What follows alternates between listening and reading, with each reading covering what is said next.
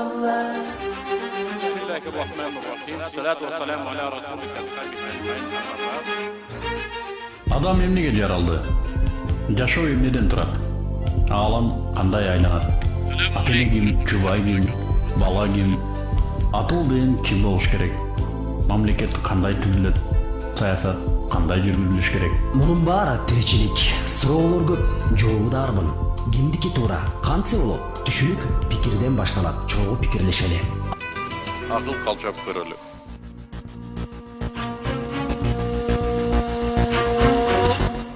Аузу биллахи минеш шайтанир раджим. Бисмиллахир-рахманир рахим. Салату вассаламу аля расулихи асхабихи ажмаин, амма ба'д. Ассаламу алейкум. Урматтуу кыргыз эли. Деги кыргыз жергесин жердеген улутташтар, мекендештер. Өзүңүздөргө маалым болгондой, биздин пайгамбарыбыз Мухаммад Мустафа саллаллаху алейхи ва саллям айтат: "Бир түндү болсо дагы коомун ойлобой таң атырган бизден эмес" дейт. Кудай бизди сактасын азыркы учурда кайдыгер болуп жатып алуудан. Албетте жүрөгүбүз ата мекен деп, албетте жүрөгүбүз үммөт деп, албетте жүрөгүбүз ар бир мусулман кыргызы, ар бир мусулман баласы үчүн түкүлдөп согуп турган. Ошондуктан бүгүн да тынч отура албай, жана өзүбүзгө окшогон тынчы кетип жаткан бирадарларыбызды, атуулдарыбызды түз байланышка чакырат элек. Келиңиздер, бүгүнкү оңой эмес мына ушул кырдаалда кантип чыксак болот? Мейли саясий маселе болсун, мейли социалдык маселе болсун, мейли руханий маселе болсун, бардыгы чогулуп отуруп бүгүн өтө кызык, балким келечекте тарыхчылар өтө бир көркөм сөздөр менен атай турган кырдаалда турабыз. Анткени бүгүнкү биздин аракетибизден биздин келечегибиз көз каранды болууда. Аллах субхану ва таалага чексиз мактоолор айтабыз, бизди мына ушундай өткөл учурда жараткандыгы үчүн. Анткени ушул өткөл учурда жүрөгүбүздү кулагыбыз менен тыңшап, көңүлүбүз менен элди баалап, жана колубуздан келген кызматыбызды элге атоого бизге мүмкүнчүлүк берип жаткандыгына.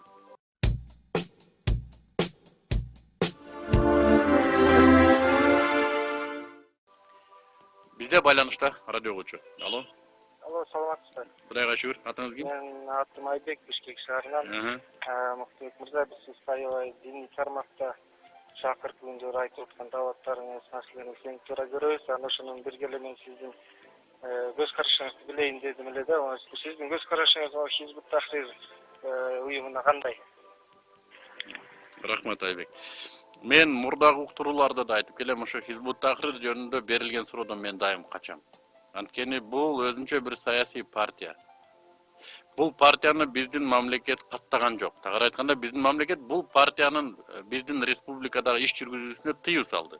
Эми бул партиянын өзүнүн пресс кызматы бар, билдирүүчүлөрү бар, айтуучулары бар, өздөрүнүн даават органдары бар. Мен ал партияны анча деле жакшы билбейм.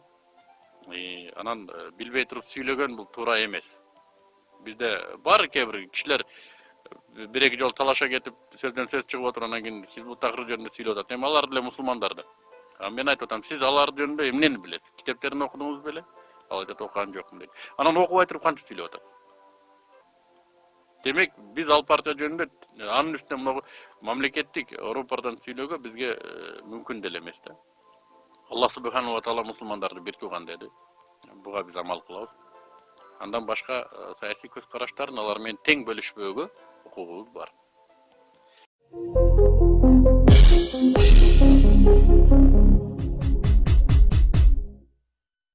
Дин эмне өзү?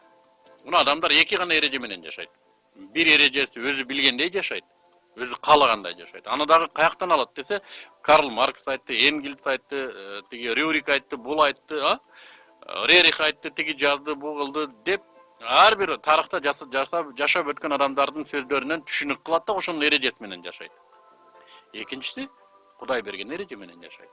Мына ошол Кудай берген эрежени, жаратуучунун эрежесин бизде дин деп айтат, өкүм. Мына ишти мындай кыл, бул ишти мындай кыл.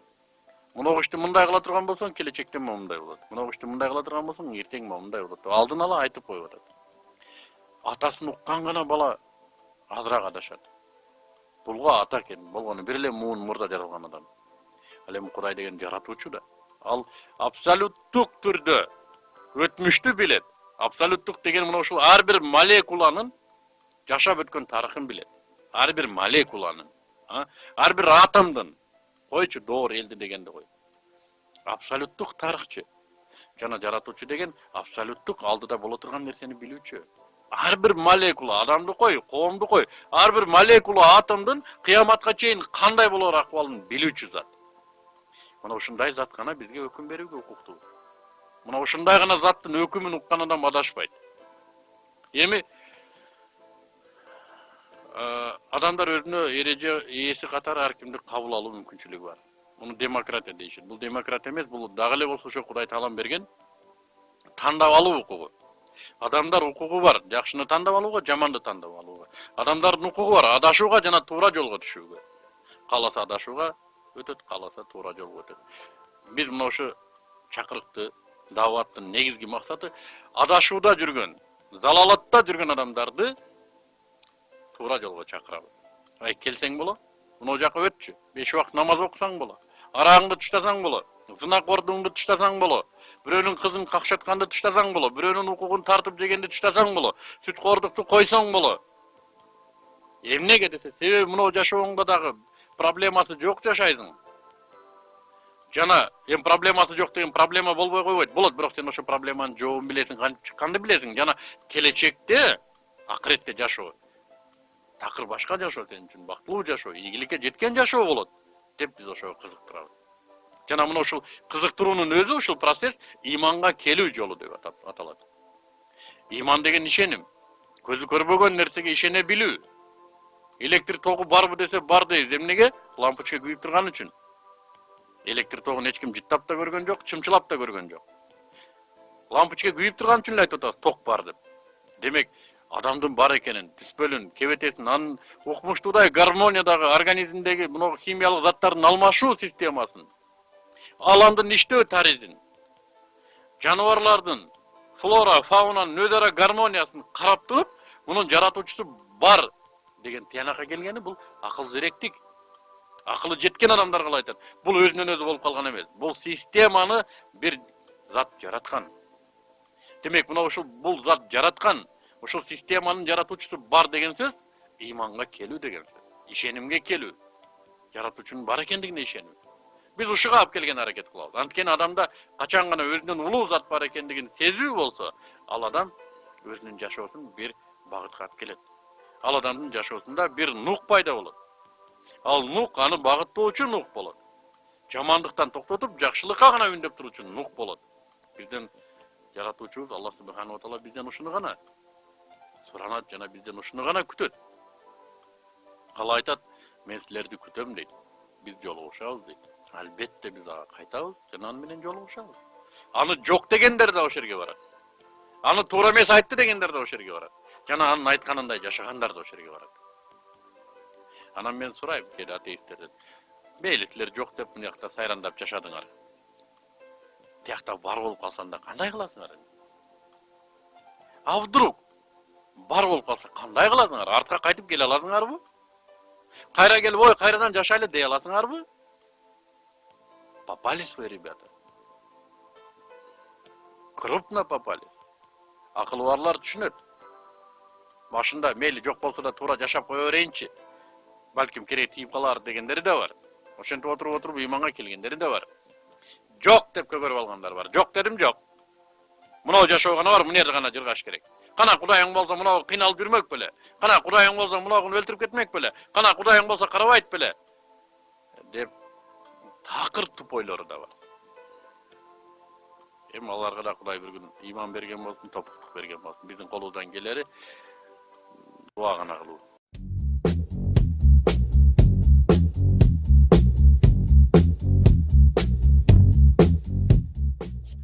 Bizde байланышта радио көчү. Алло. Алло, саламатсызбы? Кудайга шүгүр. Атыңыз ким?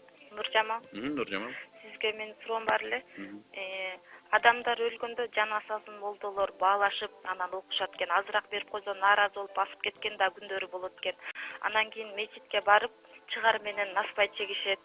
Кайра нар жака барып арак ичкен да күндөр болот экен. Ошолорго тыюу салса болобу? Мусулманчылыкта ушундай баалашуу негизи эле барбы жаназада? Жана кээ бирлердин колунда жокту бар. Бары көптөй берет экен. Азы астай берсе нааразы болуп басып кеткен күндөр болот экен. Ошолорго карап биздин мусулманчылыкта тең салмактуулукту сактабагандыктан Иисус Христоско өтүп кеткен жаштарыбыз көбөйүп жатат. Ушуларга кандай дейсиз? Рахмат карындашым. Аллах сага разы болсун. Бул суроону анча мынча адам бере бербейт. Болгондо дагы ушу биздин зирек карындаштарыбыздан чыгып атканы бул суроо мени аябай кубандырат. Бул деген нерсе биздин динде жок. Бул туура эмес. Мен да көп ушундай тазияларда угуп калам, молдого мынча берсек болот. Кудайга шүгүр, азыр жаназага ошо кээ бир гана жанагы динди түшүнө бербеген молдокелер динден кесип кылып алган. Өздөрүн ритуальный кызматчы, жанагы ритуал кызматкери кылып, Далай Ламага окшоп алган молдолордун иши бул. Буну бербей койсо, эгер акчага жаназа окуй турган молдо болсо, аны чакырып деле кереги жок. Жаназанын эң жакшысы өлгөн өлүктүн сөөктүн баласы окуса жакшы. Бул ошонун урматы. Өлгөн өлүктү урматы, негизи урматтардын бири өлөр замат аны суутпай, муздатпай туруп көргө жашыруу, топуракка кайтаруу анын урматы. Анан аны 3 күндө өтүп сасытып, курсагына беде басып, кум басып, кордого нас келгенсип, 3 күндөн кийин жаназа жүрбөй калат деген учурда анан кийин молдо келип биринтенди саатына карап ар жарым мүнөттө Аллаху акбар деп койгонуна дагы бир түйүн нерсе, жана акча алып кеткени бул молдо өлбөй экен. Бул биздин динде жок нерсе. Жана мындай нерселер мына ошо элди ренжитип келгени үчүн. Эми Кудайга шүгүр, азыркы учурда эл аздыр көптүр динди тазасын түшүнүп келе жатат жана бара-бара бул илдет бизден кетет болуш керек. Эми Куран окуганга да тыйналгандарын айтабыз да. Биз эми Куран эмне десе Аллахтын сөзү. Ошол Аллах субхану ва таала бизге сөзүн бекерге эле берди го адамдар. Мен мунуну алгыла да муну менен жашагыла деди да. Анан аны бир арабча билген болду, элге окуп берип койгондугу үчүн акча алат экен да. Аллах тааланын берген сообага жетишсиз болуп атат. Ырыскысы жетишсиз болуп атат. Муну мен айтайын дегеним, эгерде үйдүн ээси көңүлдөн чыгарып берсе, ага Аллах разы болсун. Жакшы нерсе. Бирок бере албаган, жанагындай кыйналган жерде бересиң дегени, андай молдону билбейм мен, эл өзү бир жазаласа деле болот да. Бул туура эмес жана динди бузуучулук деп эсептейбиз.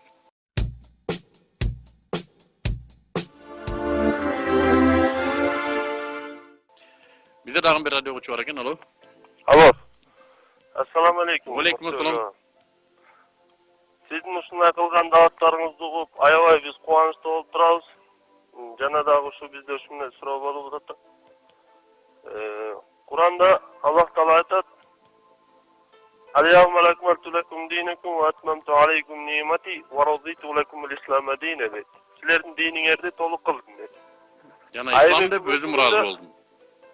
Эми ошол бүгүнкү күндө Кудай айтып атса толук дин деп. Эми бизге саясаты жок, кемитилген дин деп атат да. Аны муну кандай түшүнсөбүз? Кудай калп айтып атабы же бүгүнкү күндөгү адамдар калп айтып атабы? Ошуну таптап жооп берип койсоңуз Атыңыз ким? жакшы болот эле. Биздин атыбыз Караколдон Мухаммад Амин деген жигит. Алла разы болсун, Мухаммад. Биринчиден Мухаммад Амин эми саясат деген эмне экендигин биз башында бир аз токтолдук. Ислам саясатты эмне деп билет десе, мамиле деп билет дедик, э?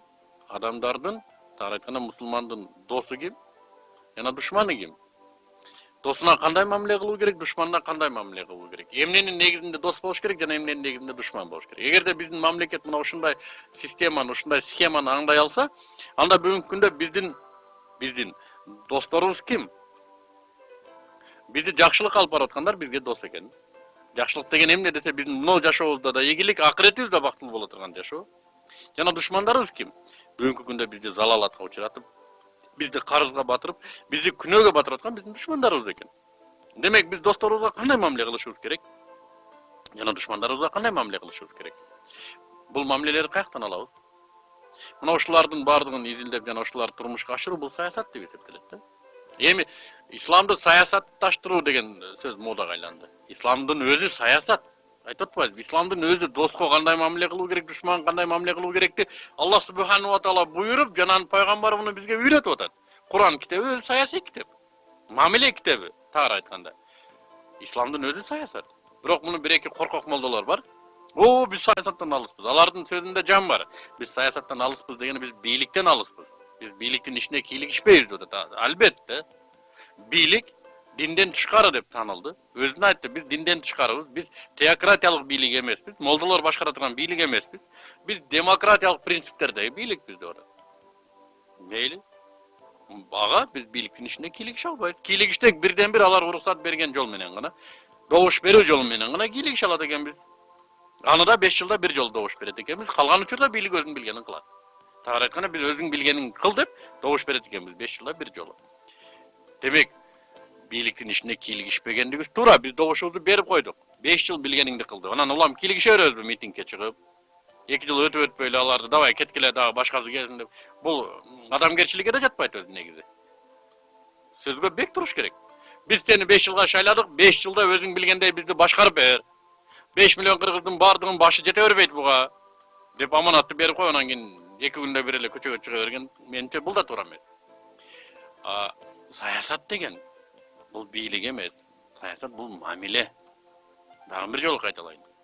Бул доско кандай мамиле кылабыз, душманга кандай мамиле кылабыз, аялга кандай мамиле кылабыз, атага кандай мамиле кылабыз. Мамилелердин көптүгү саясат деп аталат. Анан кантип биз саясаттын нээси ислам болуп турса го, анан кантип аны саясаттан ажыратып коет? Мүмкүн эмес. Демек, саясаттын булагы не болуп атат десе, жана биз айткан эки түрдө болуп атат. Биринчи, адамдар саясатты өзү каалагандай, өзү ойлоп чыгарып алган кудайларынын Маркс Энгельстердин эрежеси менен саясат кылат. Калган бир тобу жаратуучусунун буйругу менен саясат кылат. Болгону ушул. Аны кааласаңыз саясат деп атаңыз, кааласаңыз мамиле деп атаңыз, андан анын заты өзгөрбөйт. Бирок бүгүнкү биздин элге түшүнүктүү жери бул саясат. Жана азыр Кыргыз республикасынын саясий аренасында мусулман саясатчылар чыгып келаткандыгы Кудайга шүгүр, биздин элибиз оңолот окшойт деген үмүттү пайда кылууда. Жана аны дароо дин саясаттан ажыраган, мынакей экстремисттик, террористтик деп аларды дароо түрмөгө тыгып коюу биздин келечегибизди корутуу деген сөз. Мына ушул жерден досторубуз ким, душмандарыбыз ким аңдашыбыз керек. Ушул жерден эл саясаттуу болуш керек. Жана бир-эки бульварный газета жазып койгон сөз саясат эмес. Ал бийликке асылуу деп аталат. Ал бийликти ашатуу деп аталат. Ал чыдабастык деп аталат. Саясат такыр башка нерсе.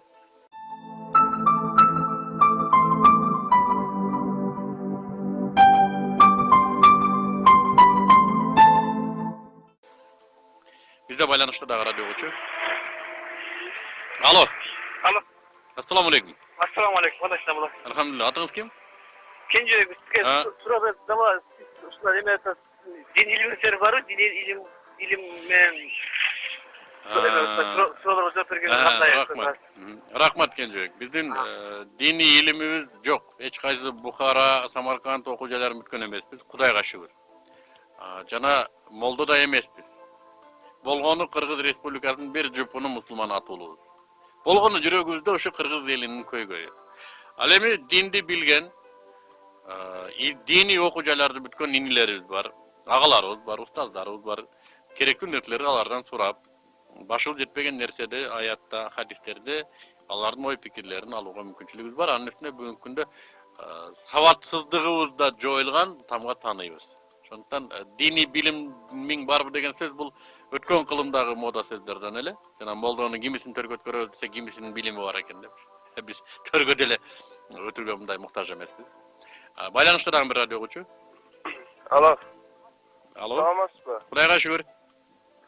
Бизде ушундай суроо болуп атат да, азыр мына. Атыңыз ким? Сталбек. Сталбек. Анан ушундай суроо болуп атат. Азыр бүгүнкү күндө элдердин митингге чыгып, ушундай кылып баягы бийликти алмаштырабыз деп атканында исламдын көз карашы кандай болот экен? Ошону бир айтып берсеңиз жакшы болот. Рахмат. Шари өкүмү арам бекен же эмне чыгышыбыз фарз бекен, ошону айтып берсеңиз. Рахмат. Бул маселе биздин динден бир аз тышкары. Чындап айтканда. Себеби бул мамлекет диний мамлекет эмес. Бул мамлекет демократиялык принциптеги мамлекет. Демократиянын принциптеринин негизги усулдары, башкаруудагы усулдары добуш берүү жана митингге чыгуу. Мыйзам чыгаруу системасындагы ушу депутаттарыбыздын имандуу же болсо имам менен ориентир кылып иш алып баруусуна дагы эле болсо биз өзүбүз күнөөкөрбүз. Аларды шайлаганда биз эмнеси менен шайладык? Иманы мененби? Жок, арагы менен, тыйыны менен шайладык. Аларга биз добушубузду саттык. Мына мамлекетти башкаруудагы демократиялык принциптердин бирден бир гана бизге берген жалгыз гана мүмкүнчүлүгү биздин добушубуз экен. Биз ошону бир кылгаракка сатып ийдик. Бизге башка андай мүмкүнчүлүк бул демократияда берилген эмес. Экинчи мүмкүнчүлүк митинг. Эми ошол мүмкүнчүлүктү эмне кылдык десе, аракка сатып ийдик. Тууганчылыкка берип ийдик. Сурап да койгон жокпуз. Бул иманы барбы жокпу? А жерге баргандан кийин эмне кылат бул деп сураган жокпуз. Андай ориентир болгон жок. Дагы алдана берем десеңиздер, дагы арагына акчасын алдана бериңиздер.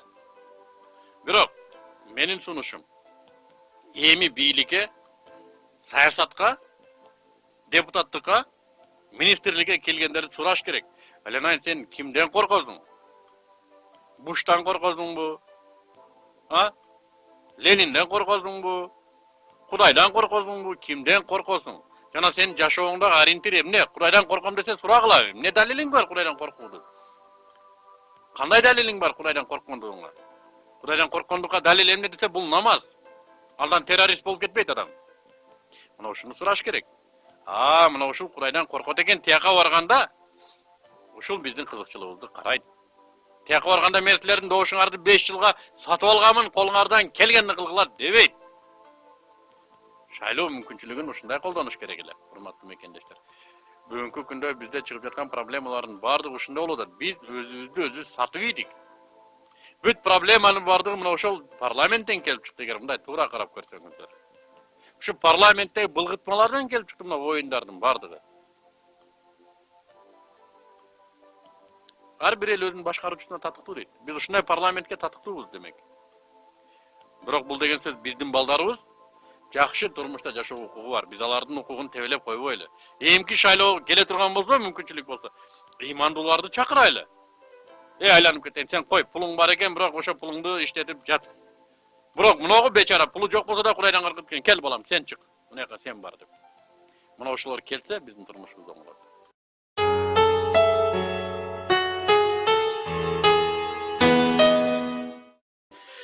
Урматтуу радио угуучулар, мына ушинтип бизге берилген мүмкүнчүлүк дагы аягына чыгып отурат. Урматтуу кыргыз эли, урматтуу мекендештер, бирадарлар. Аллах субхану ва таала мага берген мүмкүнчүлүктөн пайдаланып намазга чакырат элем. Келиңиздер, башыбызды бир гана жаратуучуга коелу. Келиңиздер, бир гана жаратуучуну тааныйлы. Бир гана жаратуучу үчүн, анын ыраазылыгы үчүн өзүбүздүн турмушубузду уюштурайлы. Келиңиздер, белчебизден баткан бузукулуктан, арамдан чыгайлы. Өмүр бир гана жолу берилет экен, анын да жообун берет экенбиз. Келиңиздер, келечегибизге акыл калчоо менен кирели. Тарыхый моменттерде өзүбүздүн кайратыбызды көрсөтөлү, биримдигибизди көрсөтөлү. Чырабастык кылбайлы. Эмки жумага чейин. Ассаламу алейкум ва рахматуллахи ва баракатух.